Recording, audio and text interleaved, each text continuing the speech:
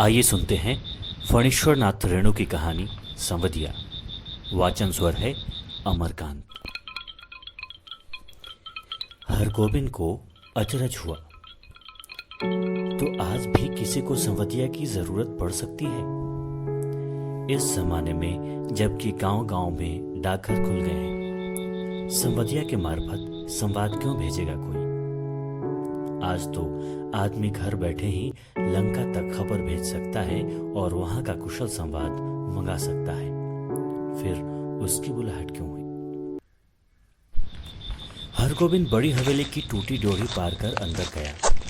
सदा की भांति उसने वातावरण को सूंघ कर संवाद का अंदाज लगाया।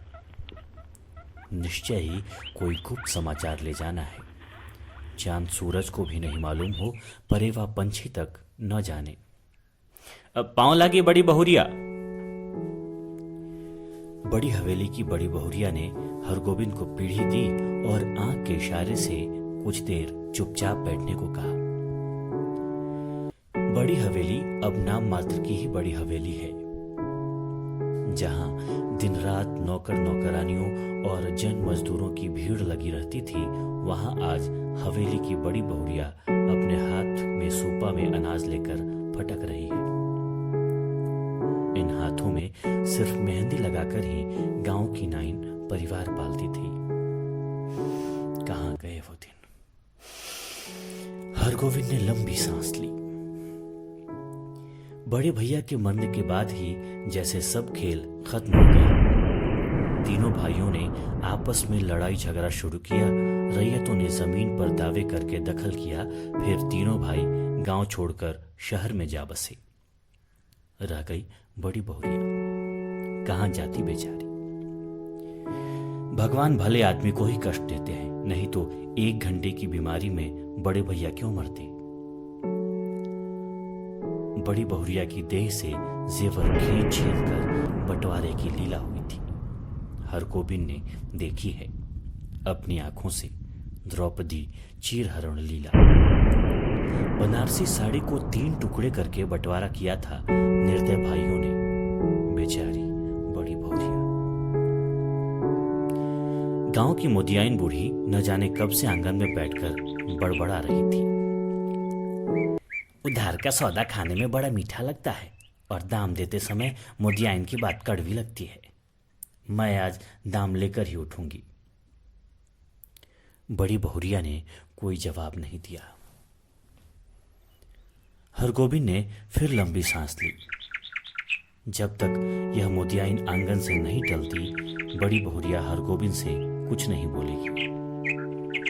वह अब चुप नहीं रह सका। मोदियाइन काकी, बाकी बकाया वसूलने का यह काबुली कायदा तो तुमने खूब सीखा है। काबुली कायदा सुनते ही मोदियाइन तमतमा कर खड़ी हो गई। चुप रहा मुंह जौसे निमोछिए। क्या करूं काकी, भगवान ने मूछ दाढ़ी दी नहीं, न काबुली आगा साहब की तरह गुलजार दाढ़ी। फिर काबुली का नाम लिया तो जीभ पकड़कर खींच लूंगी। हरगोविंद ने जीभ बाहर निकालकर दिखलाई, अर्थात खींच ले। 5 साल पहले गुल मोहम्मद आगा उधार कपड़ा लगाने के लिए गांव में आता था और मोदियाइन के उसारे पर दुकान लगाकर बैठता था। आगा कपड़ा देते समय बहुत मीठा बोलता और वसूली के समय जोर जुल्म से 1 का 2 वसूलता।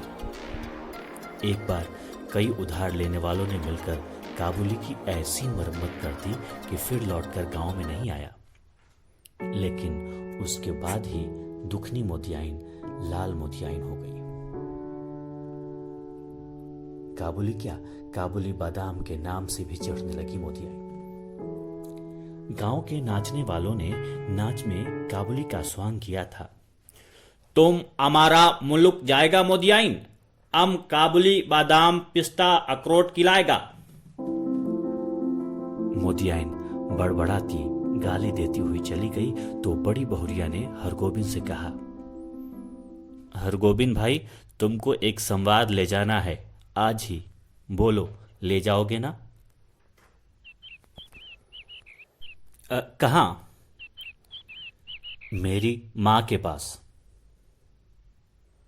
हरगोविंद बड़ी बहुरिया की छलछलाई आंखों में डूब गया। कहिए, क्या संवाद है?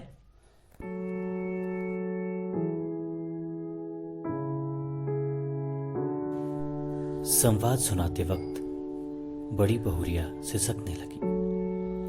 हरगोविंद की आंखें भी भर आईं। बड़ी हवेली की लक्ष्मी को पहली बार इस तरह सिसकते देखा है हरगोविंद ने। वह बोला, बड़ी बहुरिया, दिल को कड़ा कीजिए। और कितना कड़ा करूं दिल? माँ से कहना मैं भाई भाभीियों की नौकरी करके पेट पालूंगी, बच्चों की जूठन खाकर एक कोने में पड़ी रहूंगी, लेकिन यहां अब नहीं रह सकूंगी। कहना यदि माँ मुझे यहां से नहीं ले जाएगी तो मैं किसी दिन गले में घड़ा बांधकर पोखरे में डूब मरूंगी। बथुआ साग खाकर कब तक जीऊं? किस लिए, किसके लिए? हरगोविंद का रोम रोम कलपने लगा। देवर देवरानियां भी कितने बेदर्द हैं। ठीक अगहनी धान के समय बाल बच्चों को लेकर शहर से आएंगे। 10-15 दिनों में कर्ज उधार की ढेरी लगाकर वापस जाते समय 2-2 मन के हिसाब से चावल चूड़ा ले जाएंगे। फिर आम के मौसम में आकर हाजिर, कच्चा पक्का आम तोड़कर बोरियों में बंद करके चले जाएंगे। फिर उलटकर कभी नहीं देखते। राक्षस हैं सब। बड़ी बहुरिया आंचल के खूंट से 5 रुपए का एक गंदा नोट निकालकर बोली, पूरा राह का खर्च नहीं जुटा सकी, आने का खर्च मां से मांग लेना। उम्मीद है भैया तुम्हारे साथ ही आवेंगे। हरगोविंद बोला, बड़ी बहुरिया, राह खर्च देने की जरूरत नहीं, मैं इंतजाम कर लूंगा। तुम कहां से इंतजाम करोगे? आज मैं 10 बजे की गाड़ी से ही जा रहा हूं। बड़ी बहुरिया हाथ में नोट लेकर चुपचाप भावशून्य दृष्टि से हरगोविंद को देखती रही। हरगोविंद हवेली से बाहर आ गया।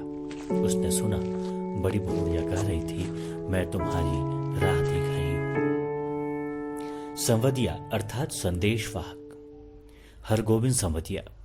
संवाद पहुंचाने का काम सभी नहीं कर सकते। आदमी भगवान के घर से ही संवदिया बनकर आता है। संवाद के प्रत्येक शब्द को याद रखना, जिस सुर और स्वर में संवाद सुनाया गया है ठीक उसी ढंग से जाकर सुनाना सहज काम नहीं। गांव के लोगों की गलत धारणा है कि निठल्ला, कामचोर और पेटू आदमी ही संवदिया का काम करता है। न आगे नाथ न पीछे पघा। बिना मजदूरी लिए ही जो गांव गांव जाकर संवाद पहुंचावे उसको और क्या कहेंगे? औरतों का गुलाम। जरा सी मीठी बोली सुनकर ही नशे में आ जाए ऐसे मर्द को भी भला मर्द कहेंगे। किंतु गांव में कौन ऐसा है जिसके घर की माँ, बहू, बेटी का संवाद हरगोविंद ने नहीं पहुंचाया? लेकिन ऐसा संवाद पहली बार ले जा रहा है वह। गाड़ी पर सवार होते ही हरगोविंद को पुराने दिनों और संवादों की याद आने लगी। एक करुण गीत की भूली हुई कड़ी फिर उसके कानों के पास गूंजने लगी। पहिया पड़ो, दाढ़ी धरो, हमरो संवार ले ले जाओ रे संवदिया। बड़ी बहुरिया के संवाद का प्रत्येक शब्द उसके मन में कांटे की तरह चुभ रहा है। किसके भरोसे यहां रहूंगी? एक नौकर था, वह भी कल भाग गया। गाय खूंटे से बंधी भूखी प्यासी ही कर रही है। मैं किसके लिए इतना दुख झेलूं? हरगोविंद ने अपने पास बैठे हुए एक यात्री से पूछा, क्यों भाई साहब, थाना बीरपुर में डाक गाड़ी रुकती है या नहीं? यात्री ने मानो कुड़कर कहा, थाना बीरपुर में सभी गाड़ियां रुकती हैं। हरगोविंद ने भांप लिया, यह आदमी चिड़चिड़े स्वभाव का है, इससे कोई बातचीत नहीं जमेगी। वह फिर बड़ी बहुरिया के संवाद को मन ही मन दोहराने लगा। लेकिन संवाद सुनाते समय वह अपने कलेजे को कैसे संभाल सकेगा? बड़ी बहुरिया संवाद कहते समय जहां जहां रोई वहां वहां वह भी रोएगा। कटिहार जंक्शन पहुंचकर उसने देखा 15-20 साल में बहुत कुछ बदल गया है। अब स्टेशन पर उतरकर किसी से कुछ पूछने की जरूरत नहीं पड़ती। गाड़ी पहुंची और तुरंत भोंपे से आवाज अपने आप निकलने लगी। यात्रीगण ध्यान दें, थाना बीरपुर, खगड़िया और बरौनी जाने वाले यात्री 3 नंबर प्लेटफॉर्म पर चले जाएं, गाड़ी लगी हुई है। हरगोबिंद प्रसन्न हुआ। कटिहार पहुंचने के बाद ही मालूम होता है कि सचमुच सुराज हुआ है। इसके पहले कटिहार पहुंचकर किस गाड़ी में चढ़ें और किधर जाएं, इस पूछताछ में ही कितनी बार उसकी गाड़ी छूट गई है। गाड़ी बदलने के बाद फिर बड़ी बहुरिया का करुण मुखड़ा उसकी आंखों के सामने उभर गया। हरगोबिंद भाई, माँ से कहना भगवान ने आंखें फेर ली, लेकिन मेरी माँ तो है, किस लिए, किसके लिए? मैं बथुआ साग खाकर कब तक जीऊं? थाना बीरपुर स्टेशन पर गाड़ी पहुंची तो हरगोबिंद का जी भारी हो गया। इसके पहले भी कई भला बुरा संवाद लेकर वह इस गांव में आया है। कभी ऐसा नहीं हुआ उसके पैर गांव की ओर बढ़ ही नहीं रहे थे। इसी पगडंडी से बड़ी बहुरिया अपने मैके लौट आवेगी, गांव छोड़कर चली जाएगी, फिर नहीं आएगी। हरगोबिंद का मन कलपने लगा। तब गांव में क्या रह जाएगा? गांव की लक्ष्मी ही गांव छोड़कर जाएगी। किस मुंह से वह ऐसा संवाद सुनाएगा? कैसे कहेगा कि बड़ी बहुरिया बथुआ साग खाकर गुजारा कर रही है? सुनने वाले हरगोबिंद के गांव के नाम लेकर थूकेंगे। कैसा गांव है जहां लक्ष्मी जैसी बहुरिया दुख भोग रही है। अनिच्छापूर्वक हरगोबिंद ने गांव में प्रवेश किया। हरगोबिंद को देखते ही गांव के लोगों ने पहचान लिया। जलालगढ़ गांव का संबंधिया आया है, न जाने क्या संवाद लेकर आया है। राम राम भाई, कहो कुशल संवाद ठीक है ना? राम राम भैया जी, भगवान की दया से आनंदी है। उधर पानी बूंदी पड़ा है। बड़ी बहुरिया के बड़े भाई ने हरगोबिंद को नहीं पहचाना। हरगोबिंद ने अपना परिचय दिया तो उन्होंने सबसे पहले अपनी बहन का समाचार पूछा। दीदी कैसी है? भगवान की दया से सब राजी खुशी है। मुंह हाथ धोने के बाद हरगोबिंद की बुलाहट आंगन में हुई। अब हरगोबिंद कांपने लगा, उसका कलेजा धड़कने लगा। ऐसा तो कभी नहीं हुआ। बड़ी बहुरिया की छलछलाई हुई आंखें, सिसकियों से भरा हुआ संवाद, उसने बड़ी बहुरिया की बूढ़ी माता को पांव लाके की। बूढ़ी माता ने पूछा, कहो बेटा क्या समाचार है? माँ जी, आपके आशीर्वाद से सब ठीक है। कोई संवाद? संवाद जी, संवाद तो कोई नहीं। मैं कल सिरसिया गांव आया था तो सोचा एक बार चलकर आप लोगों का दर्शन कर लूं। बूढ़ी माता हरगोबिंद की बात सुनकर उदास सी हो गई। तो तुम कोई संवाद लेकर नहीं आए हो? जी नहीं, कोई संवाद नहीं। ऐसे बड़ी बहुरिया ने कहा है यदि छुट्टी हुई तो दशहरा के समय गंगा जी के मेले में आकर माँ से भेंट मुलाकात कर जाऊंगी। बूढ़ी माता चुप रही।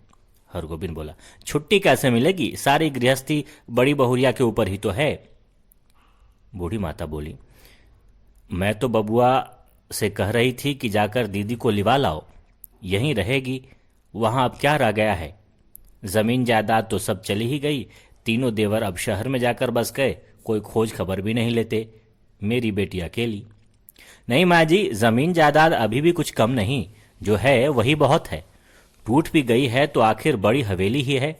हाँ, सवांग नहीं है, यह बात ठीक है। मगर बड़ी बहुरिया का तो सारा गांव ही परिवार है। हमारे गांव की लक्ष्मी है बड़ी बहुरिया। गांव की लक्ष्मी गांव छोड़कर शहर कैसे जाएगी? यूं देवर लोग हर बार आकर ले जाने की जिद करते हैं। बूढ़ी माता ने अपने हाथ हरगोबिंद को जलपान ला कर दिया। पहले थोड़ा जलपान कर लो बबुआ। जलपान करते समय हरगोबिंद को लगा बड़ी बहुरिया ढलान पर बैठी उसकी राह देख रही है, भूखी प्यासी। रात में भोजन करते समय भी बड़ी बहुरिया मानो सामने आकर बैठ गई। कर्ज उधार अब कोई देते नहीं। एक पेट तो कुत्ता भी पालता है, लेकिन मैं मां से कहना हरगोविंद ने थाली की ओर देखा। दाल, भात, 3 किस्म की भाजी, घी, पापड़, अचार। बड़ी बहुरिया बथुआ साग उबाल कर खा रही होगी।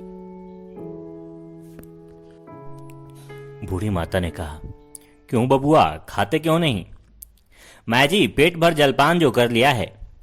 अरे जवान आदमी तो 5 बार जलपान करके भी 1 थाल भात खाता है।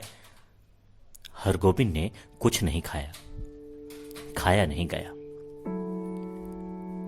संवदिया डटकर खाता है और अभर कर सोता है, किंतु हरगोविंद को नींद नहीं आ रही है।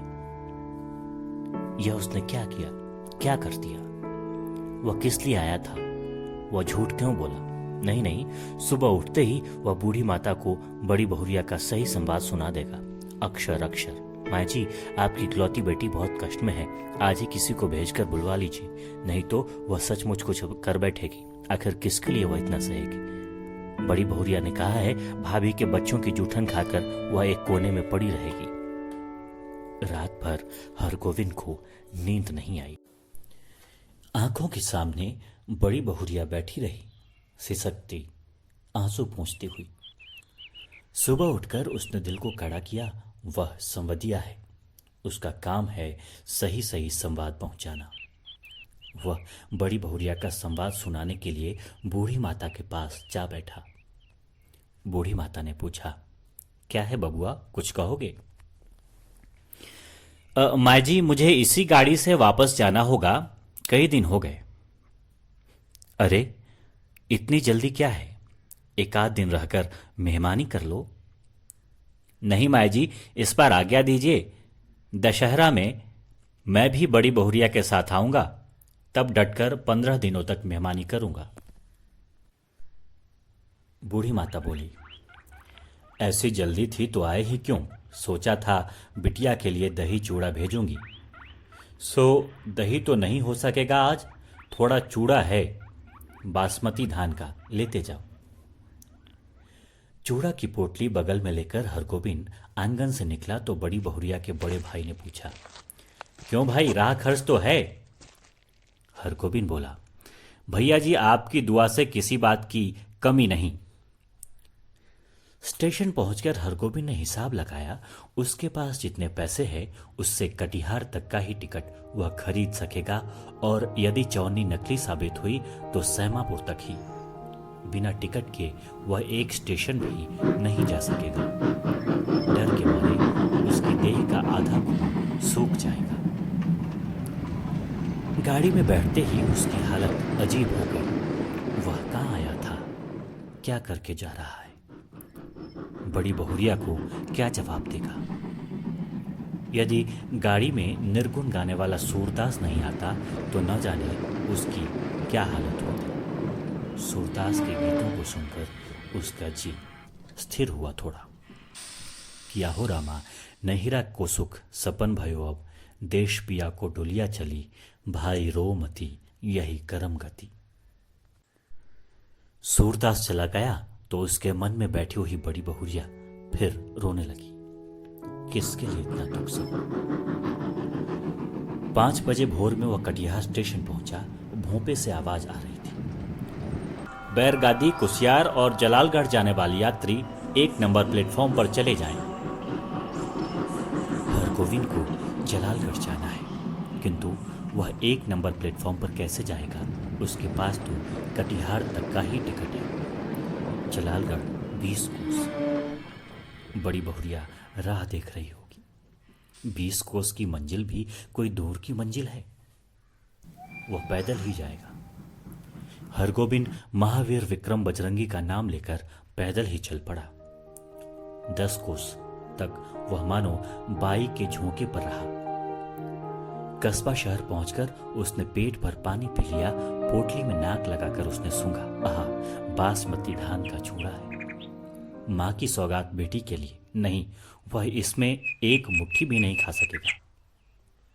किंतु वह क्या जवाब देगा बड़ी बहुरिया को? उसके पैर लड़खड़ाए। अभी वह कुछ नहीं सोचेगा, अभी सिर्फ चलना है, जल्दी पहुंचना है गांव। बड़ी बहुरिया की डबडबाई हुई आंखें उसको गांव की ओर खींच रही थी।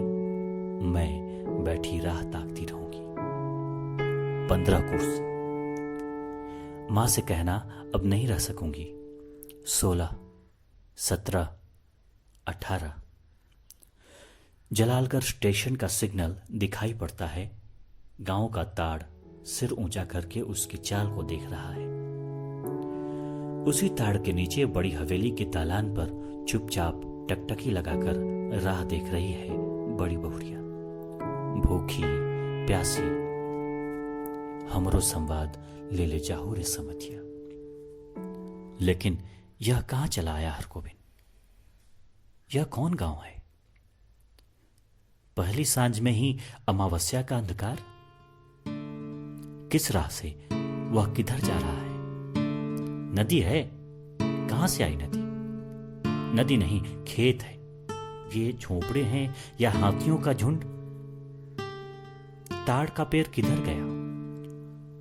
वह राह भूल तो नहीं गया? न जाने कहां भटक गया? इस गांव में आदमी नहीं रहते क्या? कहीं कोई रोशनी नहीं? किससे पूछूं? कहां वह रोशनी है या आंखें? वह खड़ा है या चल रहा है? वह गाड़ी में है या धरती पर? हरगोविंद भाई आ गए। बड़ी बहुरिया की बोली या कटिहार स्टेशन का भोंपा बोल रहा है। हरगोविंद भाई क्या हुआ तुमको? बड़ी बहुरिया। हरगोविंद ने हाथ से टटोल कर देखा। वह बिछावन पर लेटा हुआ है। सामने बैठी छाया को छूकर बोला, बड़ी बहुरिया। हरगोविंद भाई अब जी कैसा है? लो एक घूंट दूध और पी लो। मुंह खोलो। हाँ पी जाओ। हरगोविंद होश में आया। बड़ी बहुरिया का पैर पकड़ लिया। बड़ी बहुरिया मुझे माफ करो, मैं तुम्हारा संवाद नहीं कर सका। तुम गांव छोड़कर मत जाओ, तुमको कोई कष्ट नहीं होने दूंगा। मैं तुम्हारा बेटा। बड़ी बहुरिया तुम मेरी मां, सारे गांव की मां हो। मैं अब निठल्ला बैठा नहीं रहूंगा, तुम्हारा सब काम करूंगा। बोलो बड़ी मां, तुम गांव छोड़कर तुम चली तो नहीं जाओगी? बोलो। बड़ी बहुरिया गरम दूध में एक मुट्ठी बासमती चूड़ा डालकर मसकने लगी। संवाद भेजने के बाद से ही वह अपनी गलती पर पछता रही थी।